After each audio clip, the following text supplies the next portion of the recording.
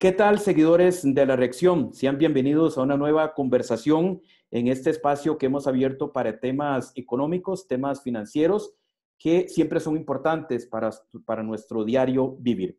Sin embargo, a esta hora hemos querido abordar a un personaje, a una mujer, que si bien hace algunos meses, hace algunos días, veíamos en medios de comunicación y escuchábamos de su trabajo, probablemente en los últimos días, en los últimos meses, escuchamos más de ella.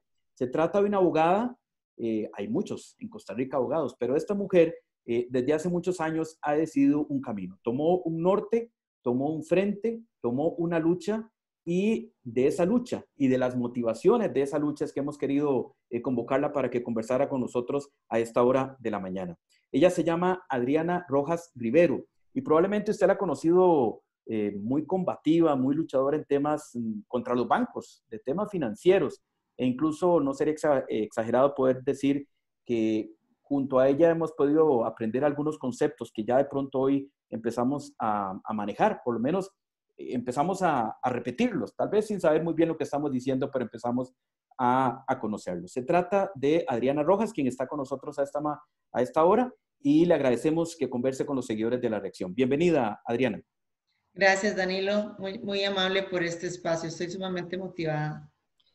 Adriana, justamente decíamos que en los últimos días hemos escuchado mucho hablar de usted en varios programas, cuando la han entrevistado y ha hablado de sentencias, ha hablado de enfrentamientos con los bancos, esas luchas duras que hay que dar, pero nunca hemos podido abordar, licenciada, temas como las razones, las causas, es decir, toda lucha y una como la que usted ha emprendido, que no dudamos que haya sido dura y que sea dura, porque en el otro bando de pronto hasta hay más recursos, de pronto hasta hay más personas, es más atractivo de pronto defender a un banco que defender a los consumidores.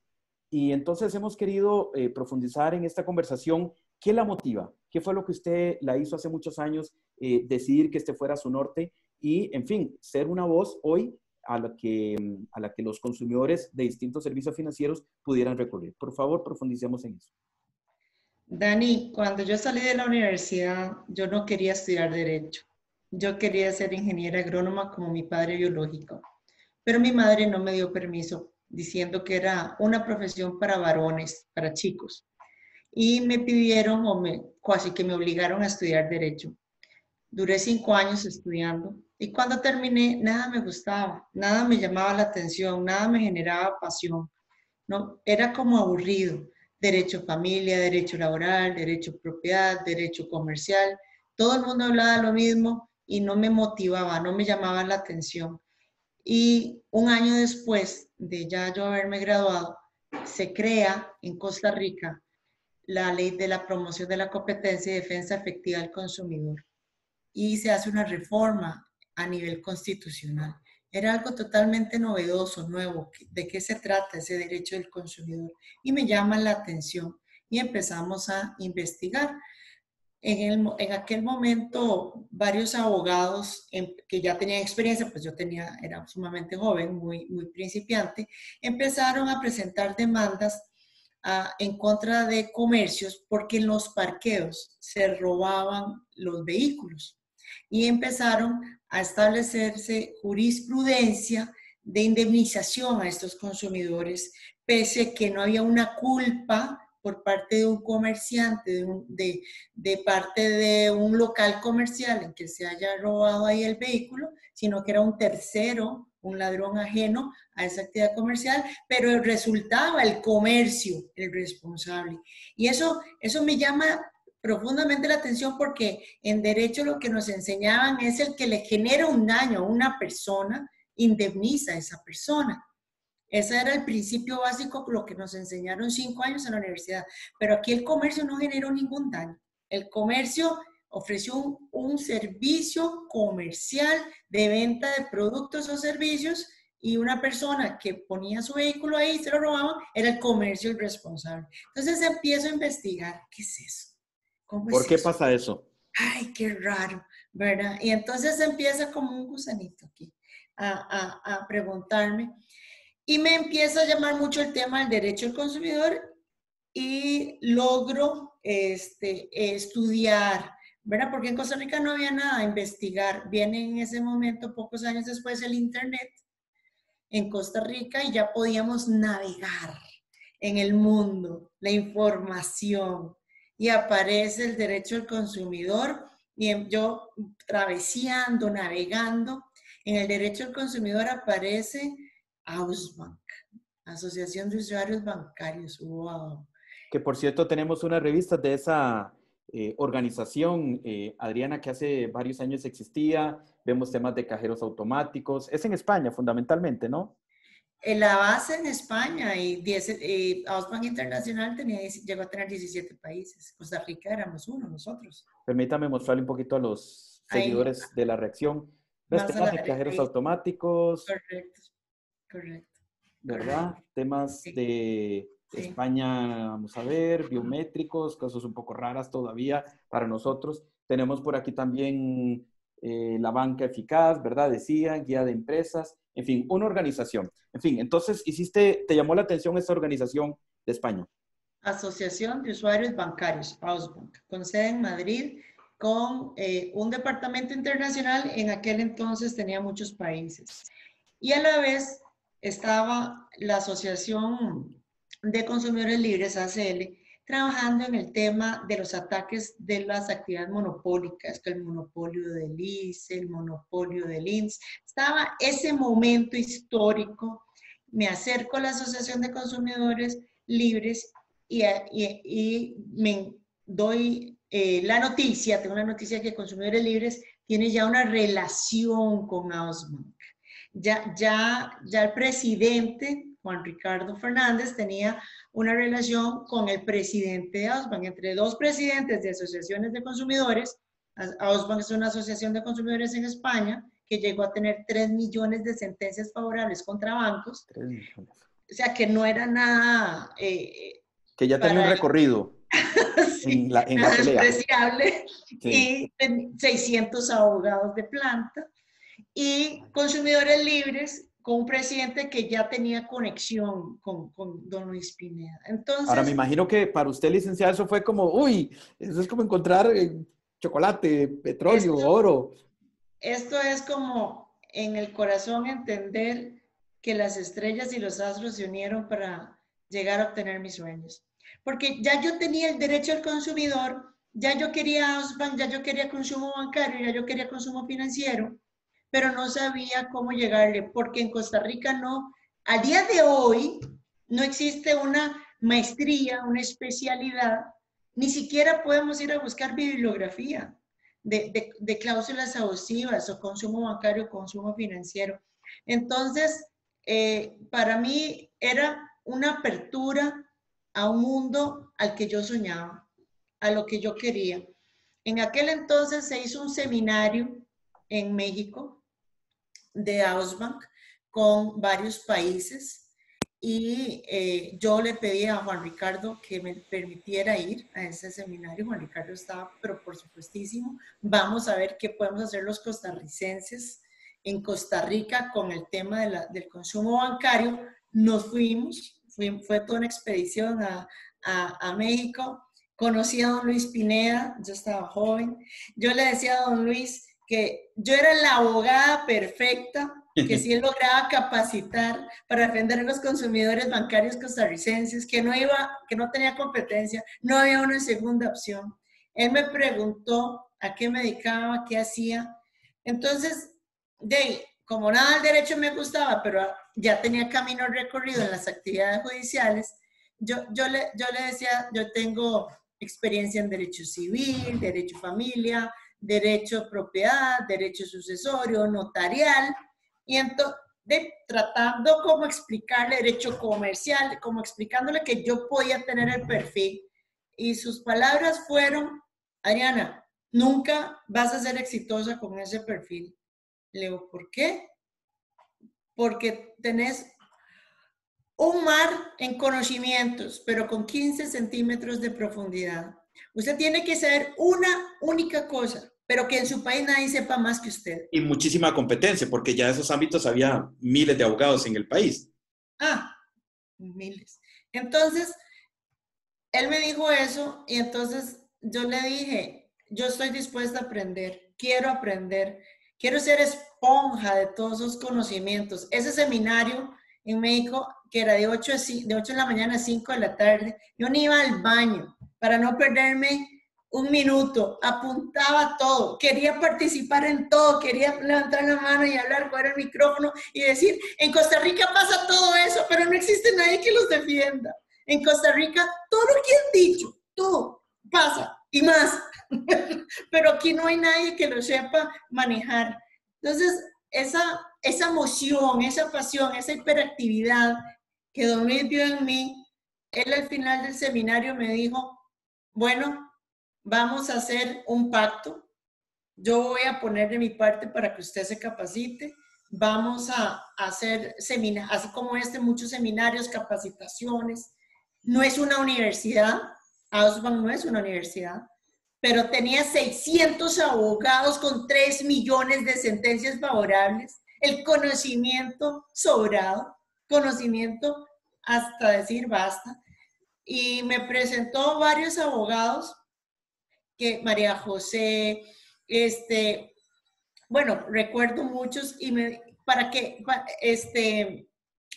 me fueran encaminando, ¿verdad? Y ya empiezan a capacitarme. Y así llegaste a África. No, es primero España. Primero España, antes de Cape Town. África fue muchos años después. Y entonces, ahí el conocimiento adquirido fue impresionante. Una universidad en Costa Rica no lo reconoce.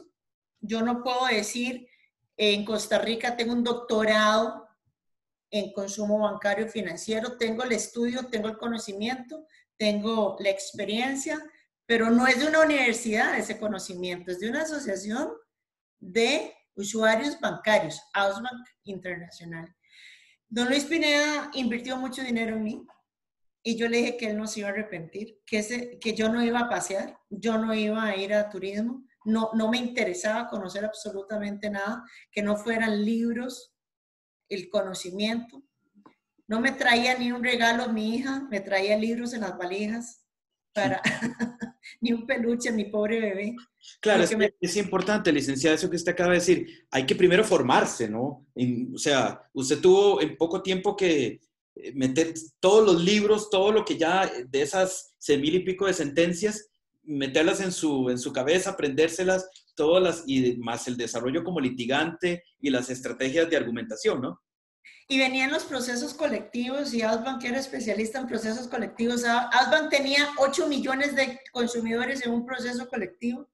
Entonces, y en Costa Rica no existían los procesos colectivos, venían los procesos colectivos y yo venía con todo el deseo de aprender cómo se maneja un proceso colectivo. Era como una pasión, como un amor, como que la primera vez que algo relacionado al derecho me generaba felicidad, me generaba ilusión, me generaba pasión, me generaba ganas de trabajar, ganas de ayudar. Entonces yo decía, ahora sí, esto sí es lo mío. No hacer un del proceso familia, ni un proceso laboral, ni un sucesorio. Nada de eso me gustaba, lo hacía, pero nada me gustaba. Eso era un tema económico, para subsistencia económica, pero nada me gustaba, nada me apasionaba, nada me llenaba, ¿verdad? O sea, la profesión, yo le decía a mi papá, ya yo voy a salirme de esto constantemente, mi papá de crianza, porque yo no me veo en esto el resto de mi vida, 30 años. Laborales divorciando personas o casando personas.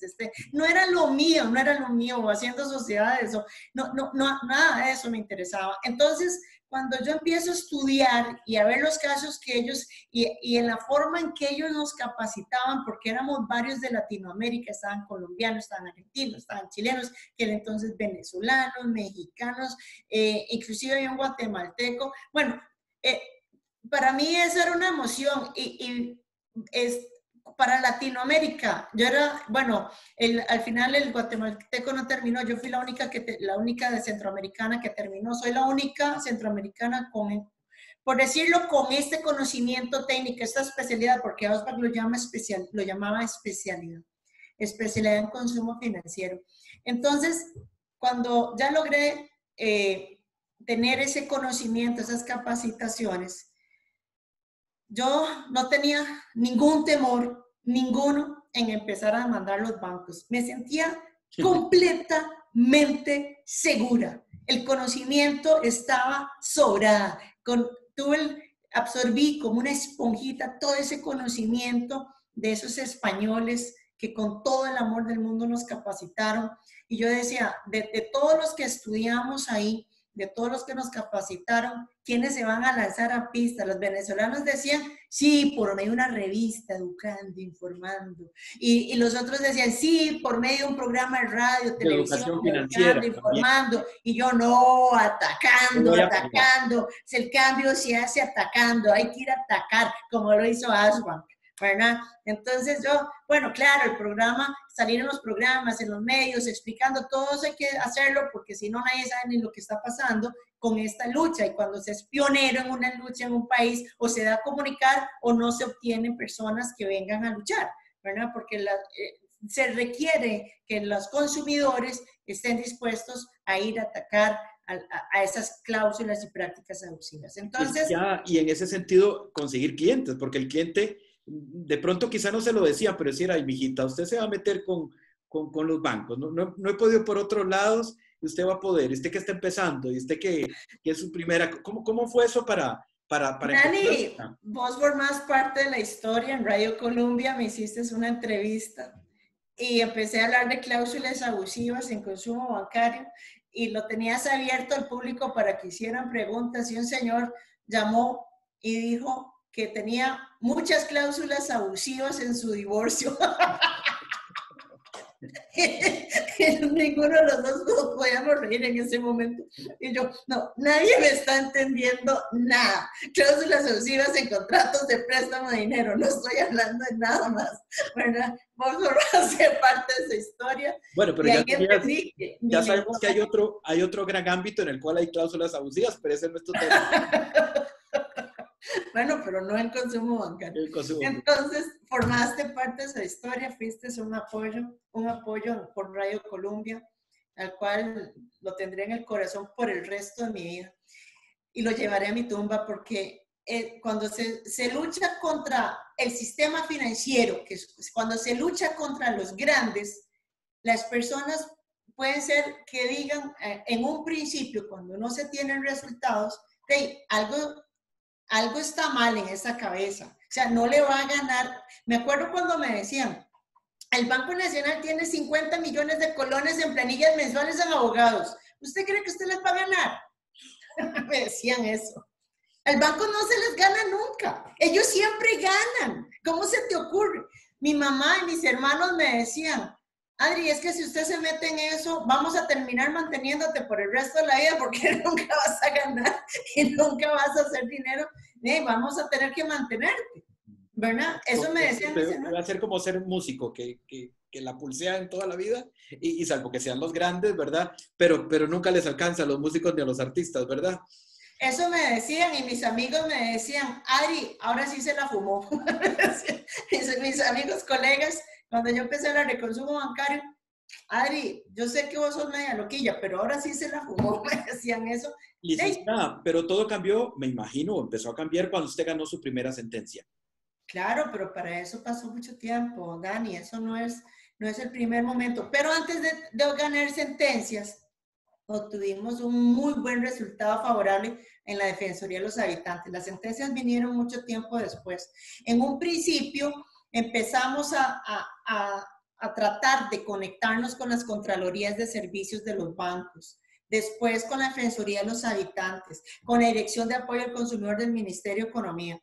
En aquel momento, la Dirección de Apoyo al Consumidor del Ministerio de Economía decía, nosotros no somos competentes. Eso le toca a la SUGEF porque es con entidades financieras. La SUGEF decía, nosotros no tenemos nada que ver en la relación entre el banco y el cliente. Eso es la Comisión Nacional del Consumidor del Ministerio de Economía y nos tenían como en un ping-pong y total no era ni uno ni el otro. Y cuando vemos tienen la razón los dos. No existe una institución pública el día de hoy que defienda al consumidor financiero como existe en Indecopi en Perú. En Indecopi una cláusula abusiva tiene una sanción. En aquel entonces, te estoy hablando hace muchos años, eran de $1,000 por cláusula abusiva. Y esa multa se repartía entre el consumidor afectado entre la Organización de Consumidores, la Asociación de Consumidores que denunciaban y el Estado, ¿verdad? Aquí ni siquiera existe la figura. Al día de hoy no existe. Después de tantos años y sentencias. No, y hay proyectos de ley, y hay iniciativas, y hay todo un montón de promesas y demás, pero no existe, y es la realidad, todavía al día de hoy no existe. Entonces, en aquel momento fuimos a la Defensoría de los Habitantes porque estaban los créditos en unidades de desarrollo. Y la cuota mensual había subido un 400%, y los ingresos de los costarricenses consumidores bancarios un 5%. Entonces, empiezan aquí, hay capacidad de pago, aumenta el ingreso, pero aumenta la cuota un 400%. Entonces nos vamos a la Defensoría de los Habitantes y le explicamos a doña Lisbeth Quesada aquella emoción. Y llega William Hayden, con el gerente del Banco Nacional, diciendo que todos mis créditos y toda la cuestión. Y bueno, nosotros que se nos salía el corazón. Y Juan Ricardo como economista explicando económicamente, en matemática financiera, toda esa forma en que aumenta la unidad de desarrollo en contraposición de los aumentos de los ingresos de los costarricenses. Yo explicando que el 44% de los procesos de cobro oficial de vivienda habían aumentado por las unidades de desarrollo en Costa Rica, y los costarricenses estaban quedando sin vivienda y iban a perder eso, y apenas estaban iniciando, porque apenas llevaban 2 o 3 años de tener esos créditos y faltaban 14, no, eran por 14, faltaban 11 años más, ¿verdad? Y entonces, bueno, toda esa euforia, toda esa emoción, toda esa locura, y la defensora de los habitantes dijo: se bajan las tasas de interés del 8% al 3,80% anual. Se colonizan los créditos de unidades de desarrollo en colonias, ¿verdad? En carácter recomendativo, pero don William Hayden aceptó la recomendación. Esa resolución administrativa de la Defensoría de los Habitantes 2007 nos mandó por todo el mundo a hacer seminarios de ese éxito. Y nos pedían que explicáramos qué era una unidad de desarrollo. Aquella unidad virtual, ¿verdad? Que no existía en el ordenamiento jurídico porque no es moneda, no es una moneda, pero es una invención. No existe en el Banco Central, no la emite el Banco Central, no hay un costarricense que gane o que produzca unidades de desarrollo, pero existen productos financieros en unidades de desarrollo como moneda virtual, indexada a la inflación. Bueno, todas aquellas explicaciones técnicas contándoselas al mundo. Bueno, y se nos unieron los chilenos porque Costa Rica no fue que lo inventó, se lo copió a los chilenos que no le llamaban UDES, le llamaban FUDES.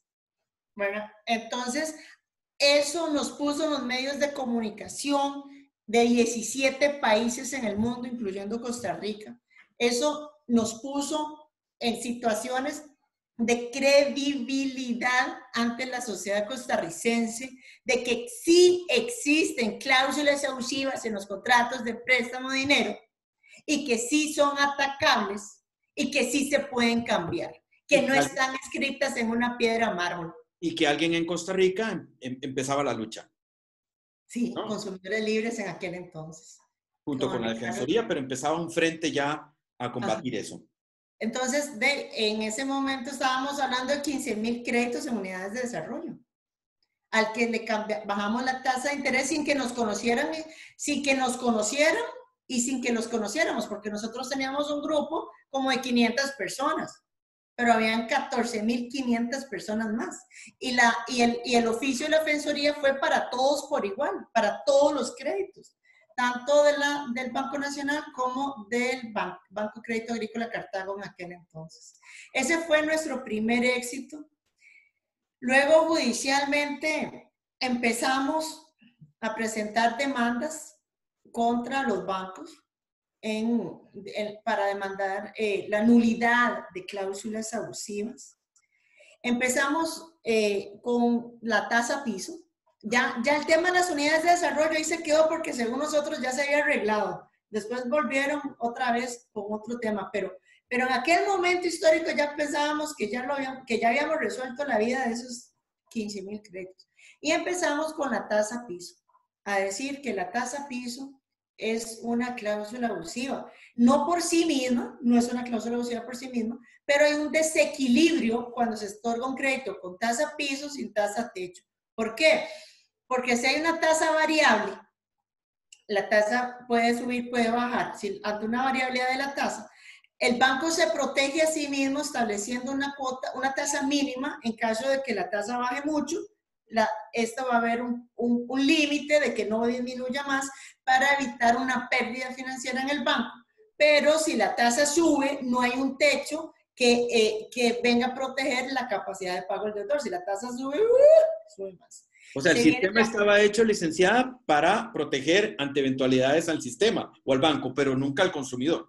Correcto. Y la ley del consumidor señala que la relación tiene que ser justa y equitativa. Tiene que haber un equilibrio, un balance. Si hay herramientas de protección para el banco, tiene que haber herramientas de protección para el consumidor. Y que la ley establece que el comerciante tiene la obligación de proteger el interés económico y social del consumidor. Y si no lo hace, pues asume un riesgo que en caso de que genere daño, ese es indemnizable por la responsabilidad subjetiva civil en materia de consumo. Entonces, empezamos con la tasa piso. La tasa piso. En España le llamaban cláusula suelo. Para cuando nosotros empezamos a decir que la tasa piso era una cláusula abusiva, ya España tenía millones de sentencias favorables anulando la tasa piso. ¿Cuándo fue eso? Con la crisis financiera del 2009. ¿Por qué? Porque se disminuyen los ingresos, como en esta crisis que estamos viviendo ahora. Con la crisis financiera del 2009 se disminuyen los ingresos de miles de costarricenses, se disminuyen las tasas. ¿Se acuerda? Llegó la tasa básica pasiva al 4.25, que era la más baja en aquel momento histórico, porque la tasa básica pasiva estaba siempre en el 12%, en el 8%. Se maneja entre el 8 y el 12, pero estaba en el 4.25. Pero los costarricenses no se beneficiaban. ¿Por qué no? Porque hay una tasa piso. Entonces, a propósito, tenemos con nosotros una publicación de Mercado Dinero, otra publicación de España también, justamente que habla de la cláusula suelo. Dice, comienza la revolución. Ausbank recupera el dinero de los clientes. Repito, comienza la revolución. Más sentencias en Cáceres, Cádiz, Málaga, Canarias y Barcelona. Obviamente, un poco como informando de todo eso que esté acerca de la cláusula suelo. Exactamente. Y entonces yo empiezo a presentar las demandas y con la jurisprudencia española en fundamento, ¿verdad? Me acuerdo cuando un juez contencioso dijo, es que ella estudió en España y eso es en España. Y yo les decía, qué casualidad que la ley costarricense es una copia de la legislación española. La ley es la misma, los jueces no, ¿verdad? Entonces, en realidad, mi fundamento legal eran, aparte de la legislación, jurisprudencia española, jurisprudencia internacional, porque en Costa Rica no había nada. Seguro decían, es que esos españoles son muy peliones y por eso ella salió tan peliona. El 13 de marzo del 2013 viene el primer laudo arbitral en la Cámara de Comercio, en donde declara la nulidad absoluta de la tasa piso en un crédito en el Banco Nacional a favor del Hotel Gaia.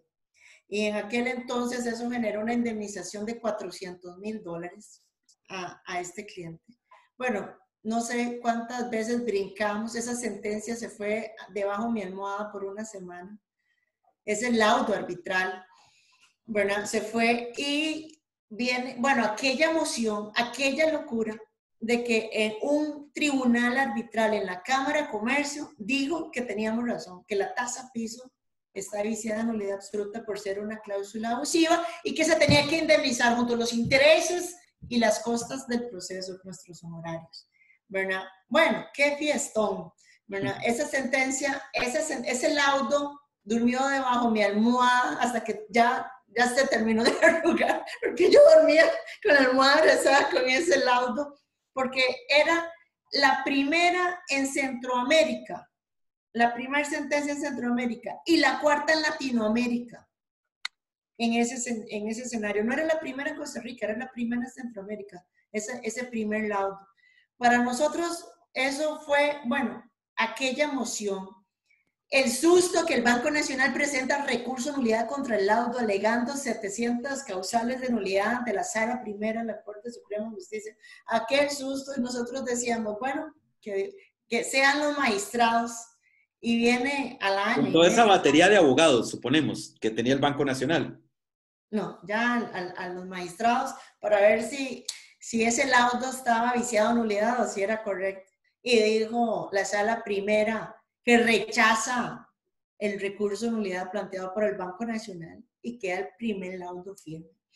No estaba llegando ese primer laudo firme cuando ya teníamos el segundo laudo arbitral, en donde la Cámara de Comercio, 15 de mayo del 2015, declaró otra vez la nulidad de la tasa piso en un crédito de autocivil contra el Banco Nacional.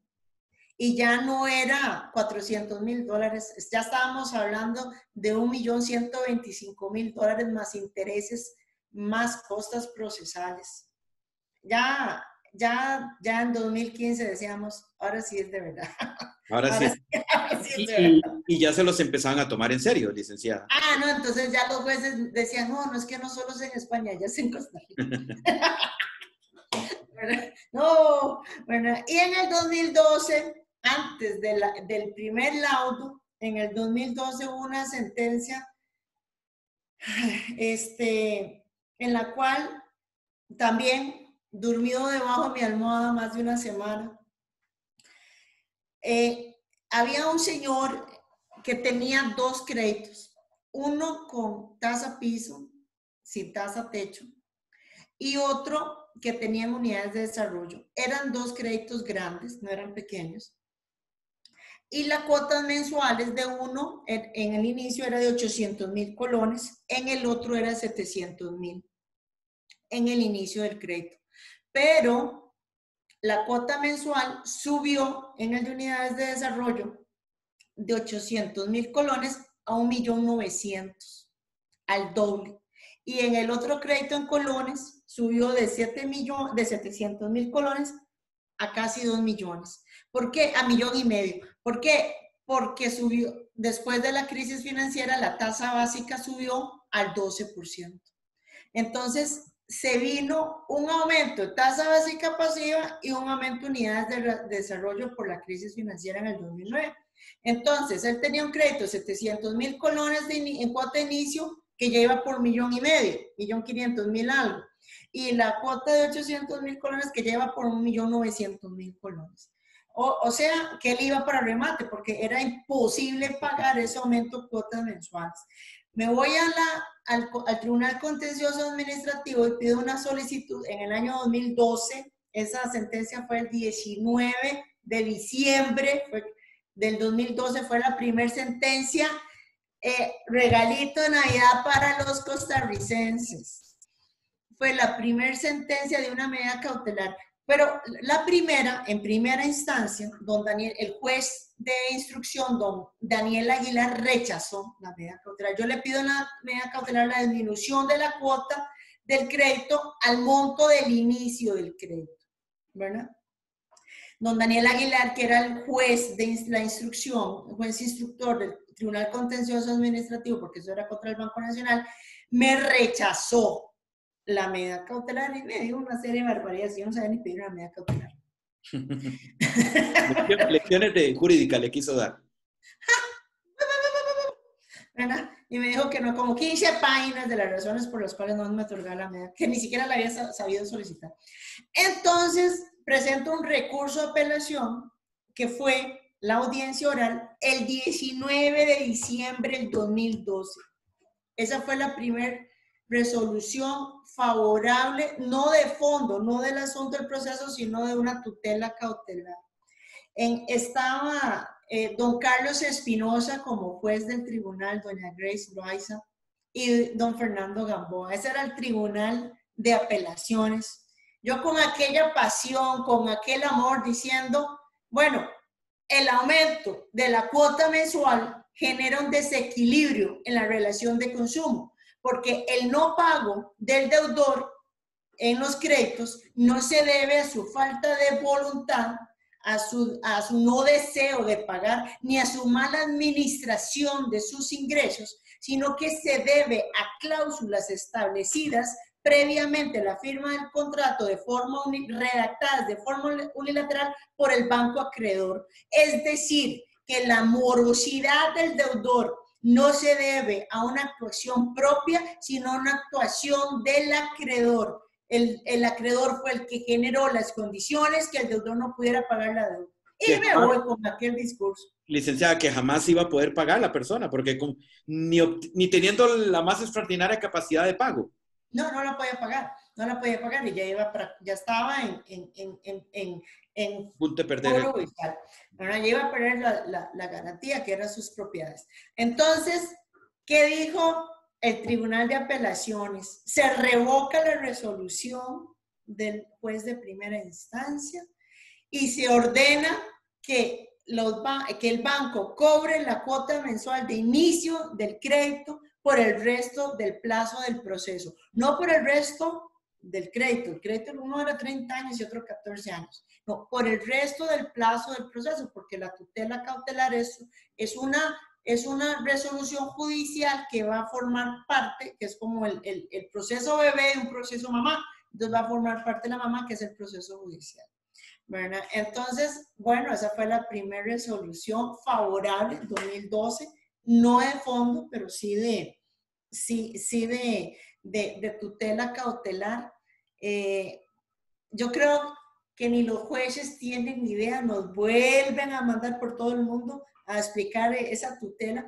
Esa resolución judicial fue copiada por los jueces colombianos, porque nosotros, cuando fuimos capacitados por Osborne Internacional, teníamos que dar nuestros FOAs anualmente para fortalecernos entre nosotros, cuáles eran los éxitos, cuáles eran los fracasos, cuáles eran las luchas, etcétera, ¿verdad? Entonces, todo lo entregamos, todo nos retroalimentábamos entre las organizaciones de consumidores y los colombianos, Ninfa Andrade y la otra, Castillo, copiaron, o sea, les dimos toda la capacitación y empezaron a aplicar las sentencias en Colombia. Licenciada, permítame aquí una infidencia porque ha sido interesantísimo y muy rico este combate, pero una infidencia que usted en algún momento nos comentaba, que me decía Danilo, hasta los mismos magistrados y del Poder Judicial me piden consejos que de pronto para pelearse con los bancos, porque todos, usted lo ha dicho muchas veces, todos tenemos un crédito de algún tipo con los bancos,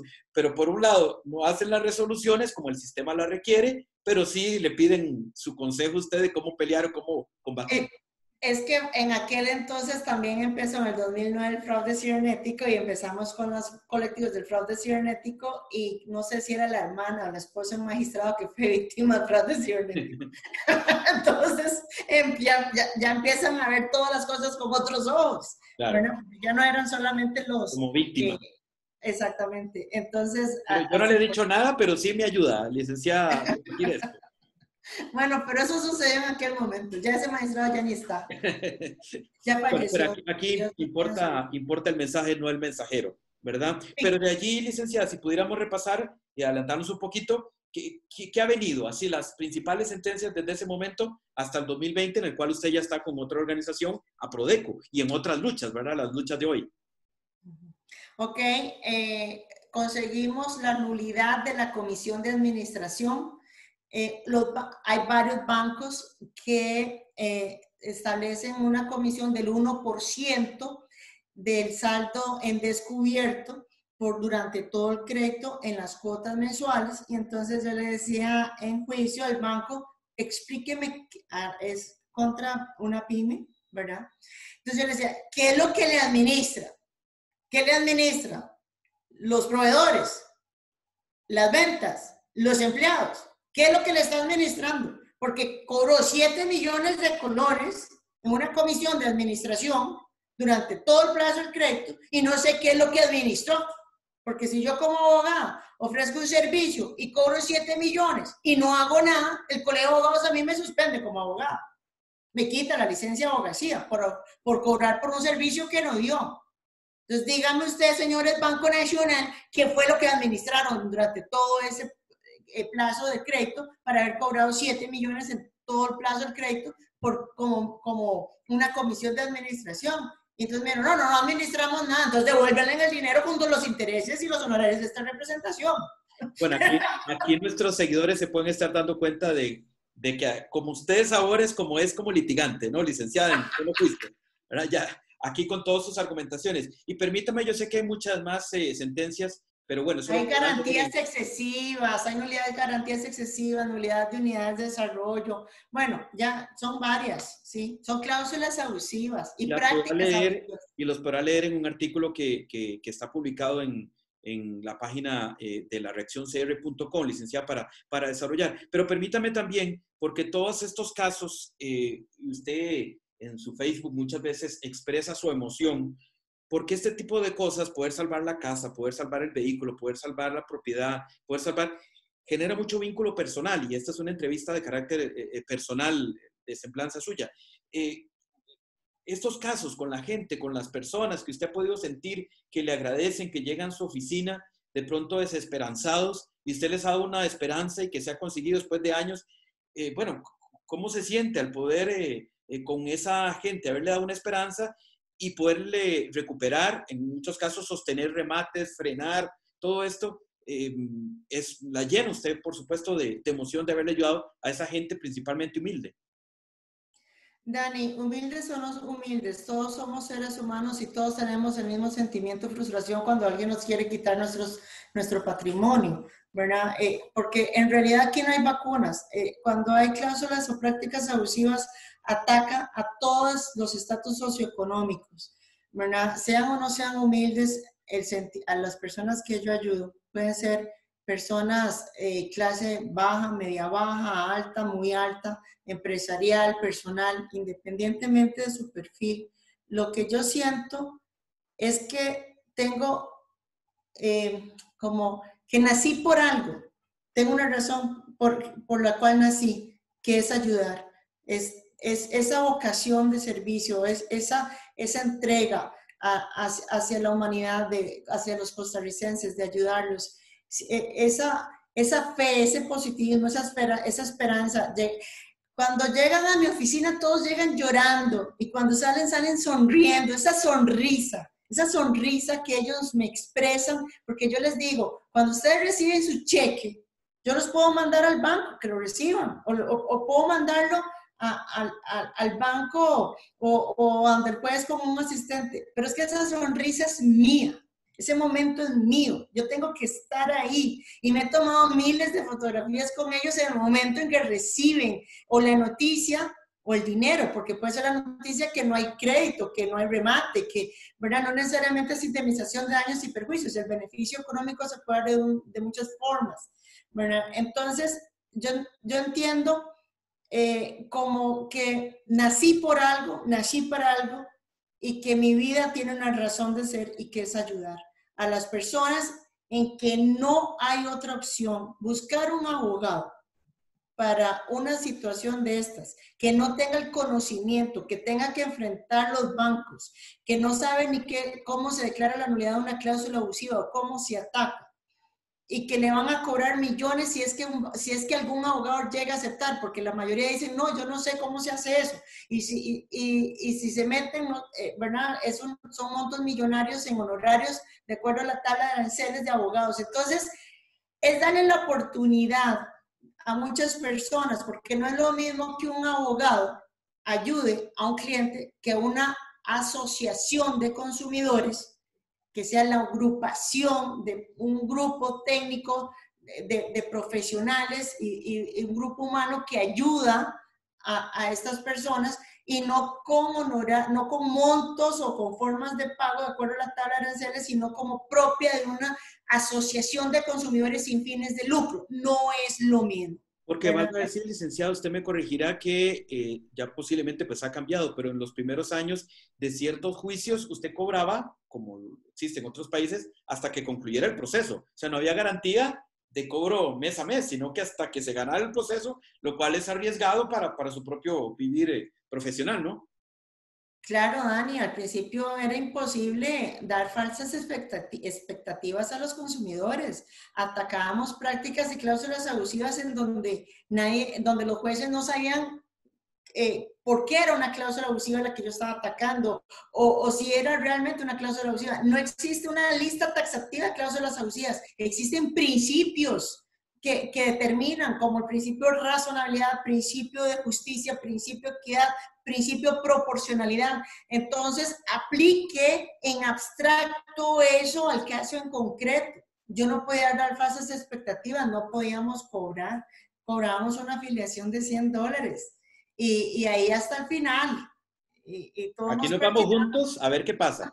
Si aquí pero por lo menos, licenciada, porque uno leyendo los mensajes de las personas decían, yo busqué y toqué puertas por todo lado y estaba sin esperanza, pero llegué a donde la oficina de la licenciada Rojas y lo primero que salí era con esperanza, por lo menos de que alguien me decía, podemos. O sea, lo vamos a intentar, pero podemos, que hay posibilidad. Eso ya, licenciada, ha marcado ¿cómo llamarlo? Un cambio, habría que reconocerlo ya en lo que es el mercado financiero del país. Y eso incluso ahora que acaba de estar la discusión de la OCDE, la organización, ¿verdad?, en la cual Costa Rica quiso integrar, el tema del consumidor es fundamental dentro de los comités que había que superar. Consumidor financiero, no cualquier consumidor, Perdón, consumidor financiero. consumidor financiero, exacto, porque es todo otro ámbito muy particular en el cual siguen habiendo pocos abogados de todas maneras en el país, ¿verdad? Sí, claro, por supuesto. En Consumidores Libres y en Aproveco hemos formado personas en estos temas, por supuesto. Ernesto Solano está en la oficina del consumidor financiero. Todo el tiempo intercambiamos ideas y mensajes y resoluciones y noticias, porque en realidad es una lucha, ¿verdad? En consumo financiero. Hoy, Dani, hoy yo amanecí muy contenta porque recibí un mensaje de una estudiante, de una joven, que decía, soy estudiante de Derecho, perdóneme el atrevimiento, soy estudiante de Derecho del sur, de la zona sur, y he seguido su trabajo y quiero especializar mi trabajo en lo que usted trabaja. Entonces, ¿qué puedo sentir? Esto no se puede acabar cuando yo me muera o cuando yo me retire. Esto ha sido una lucha muy dura, durísima. Atacar a los bancos no es sencillo. No se gana con varitas mágicas. No se obtienen resultados favorables en un día. Duro 5 años por cada juicio. Y son miles de personas consumidoras afectadas. Entonces, Me imagino que no todas las batallas se ganan, valga decir. no, es imposible, solo el abogado del diablo gana, todo el 100%, nadie más. Entonces, ver eso es decir, bueno, he dejado una huella, estoy dejando una huella, van a haber seguidores.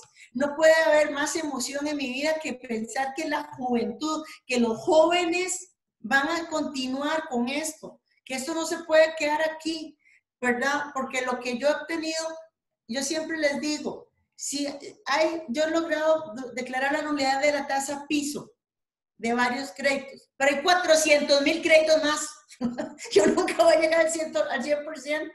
He logrado declarar la nulidad absoluta de las garantías excesivas, pero hay 300,000 créditos más con garantías excesivas. Ahora, licenciada, permítame la pregunta porque quienes saben más de derecho harán mejor la consulta que yo, pero ¿por qué un caso que se ha ganado y si hay muchísimos similares o iguales, ¿por qué no uno sirve para ganar el resto? Porque no existe jurisprudencia erga omnes en consumo bancario. Debería haber. En consumo de seguros, en la ley de seguros señala que si hay una cláusula que se declara 2 veces abusiva, se declara nula por abuso, por ser cláusula abusiva, con 2 sentencias de la sala primera, o sea, 2 votos de la sala primera, o 2 arbitrales, o la combinación de ellos, se tiene que declarar nula el resto de las cláusulas del resto de los consumidores que tengan la misma cláusula. Eso existe en Costa Rica, que eso es una jurisprudencia erga omnes, pero existe para las cláusulas abusivas en contratos de seguros. No existe una norma jurídica, una ley de protección del consumidor financiero. Por eso no existe esa cláusula. No existe y hay que ir de uno en uno. Y así lo hizo Osbank. Por eso Osbank tenía 3 millones de sentencias favorables. y tenía 600 abogados. ¿Por qué los bancos? Con una norma constitucional no podría... Es que no es un tema constitucional, es un tema de legalidad. La cláusula abusiva no es un tema constitucional, es un tema de legalidad. Aunque digamos que eso ha sido la interpretación costarricense, porque no es la interpretación en el mundo.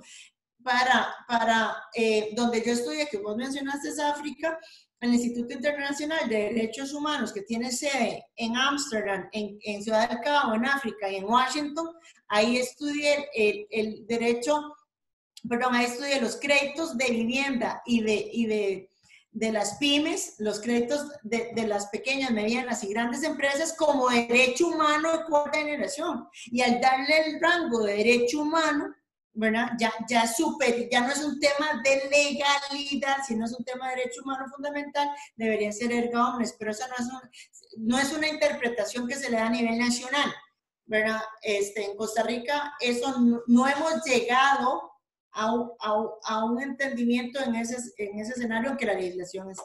Bueno, licenciada, estamos conversando en la reacción con Adriana Rojas Rivero, ella es abogada especialista en consumo financiero.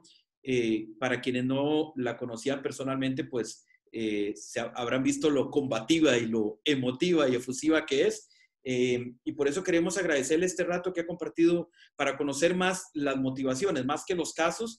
Me imagino que evidentemente, pues, no solo en este artículo que tenemos publicado en la reacción, sino en su propio banco de información podrán encontrar cuáles han sido las sentencias específicas. Pero hemos querido entrar al corazón, a las motivaciones, a la mente, al espíritu de una persona que ya tiene en efecto, se ha ganado no solo el respeto de su gremio, un tema también importante profesional del gremio jurídico del país, sino de la gente, principalmente quienes finalmente supongo que el derecho le debe servir. Le queremos nada más pedir un mensaje final, un cierre de cuál ha sido, a partir de toda esta formación y todos estos logros jurídicos, sus motores en favor de una sociedad en esta pandemia en la cual me imagino que también los bancos quieren aprovecharse algunas trampas que hay para aprovecharse de esta situación en la que estamos viviendo todos, pero un mensaje de cierre en esta conversación con los seguidores de la reacción. Dani, primero agradecerte, después no nos prohibamos a nosotros mismos a soñar, no nos prohibimos a nosotros mismos soñar en grande. Yo soñé en grande, soñé en ganarle al sistema financiero. No era un sueño fácil, no era un sueño realizable para muchos, pero siempre creí en mí, creí en mis sueños, creí que podía lograrlo y que si lo lograría le podría ayudar a mucha gente. Soñemos en grande y luchemos por nuestros sueños. Muchísimas gracias, licenciada, por haber estado con nosotros. Feliz día. Gracias, Dani.